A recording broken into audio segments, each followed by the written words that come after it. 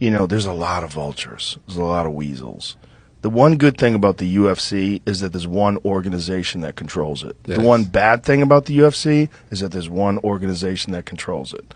So you got good and bad. So, like, if I was a manager of a fighter, I would want fighters like your career, where you're tested and you're facing ever increasing challenges, but it's calculated.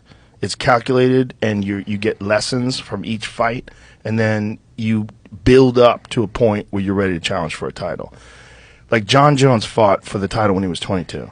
I mean, it was a last-minute fight. Rashad Evans got hurt, and John Jones went in to fight Shogun. John was just so fucking talented, so above everybody else, that he dominated that fight and walked away the world champion and destroyed Shogun. He opened up the fight with a flying knee. 22 years old, first title fight, opens up with a flying knee. Who the fuck does that? Nobody does it. Everybody would be nervous. John's just so loose and creative in there. But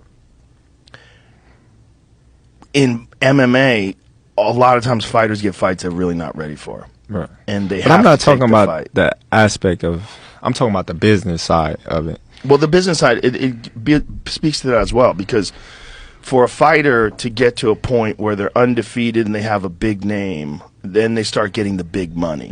And then they're the headline of the card. And, I think there's a lot of good in that.